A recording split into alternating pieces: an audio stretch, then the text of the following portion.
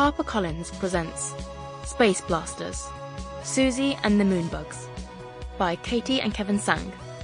Read by Sabrina Puyi-Chin. Chapter 1. Total Chaos. Have you ever found yourself in a situation that is completely out of control? One moment everything is fine, and the next moment everything is chaos. This is something that frequently happens to me.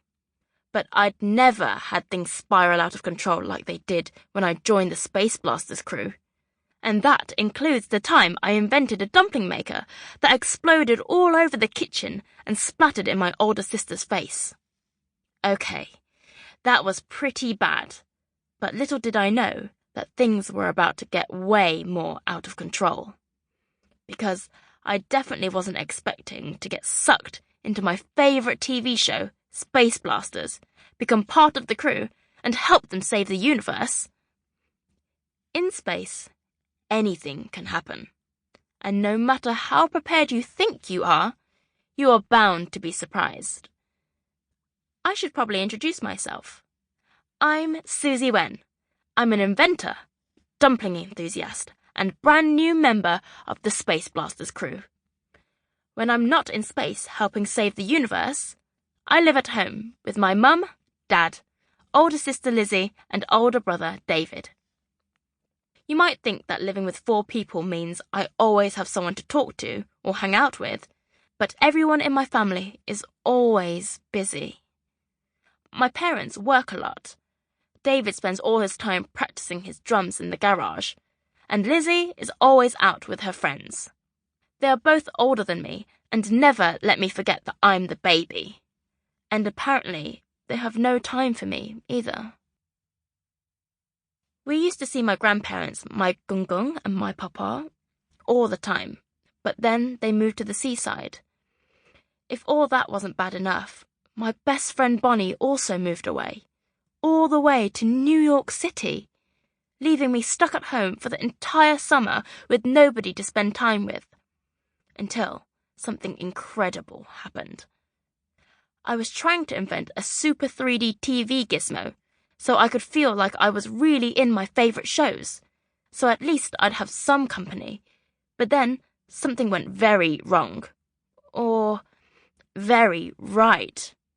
And instead of making Spaceblasters 3D, I found myself zapped into the world of the show itself. Which is how I ended up here, in Spaceblasters, part of the crew, flying Tubbs, that stands for the universe's best spacecraft, along with Captain Jane, Spaceman Jack, and the alien Five-Eyed Frank. I had already helped them save the universe once, when we tracked down the Dream Eater alien and convinced it to stop stealing moons and putting entire planets to sleep. And just when I thought my life couldn't get any stranger, we crash-landed on the most mysterious planet imaginable. I knew it was up to me and the crew to figure out what was wrong, and ultimately, to save the universe once more. Chapter 2. Emergency Alert. Before the crash landing, there was an emergency alert. I knew it was an emergency alert because Tubbs kept repeating in its robotic voice, "Alert, alert, alert, emergency alert, all systems failing, emergency alert," while red and blue lights flashed overhead. "Everyone, strap yourself in the space chairs," cried Captain Jane. "Buckle up. Looks like we are going to have to make an emergency landing." We had been on our way to respond to a distress signal from a planet on the other side of the galaxy, but there was no way we could make it now. Not with Tubbs having a system malfunction. That planet would have to wait until Tubbs was working properly again. I gulped and tightened my seatbelt. On it!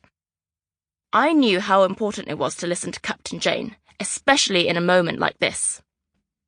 "I hate emergency landings!"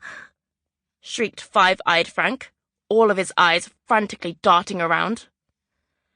"Not much of a fan of them myself," said Space. Sample complete. Ready to continue?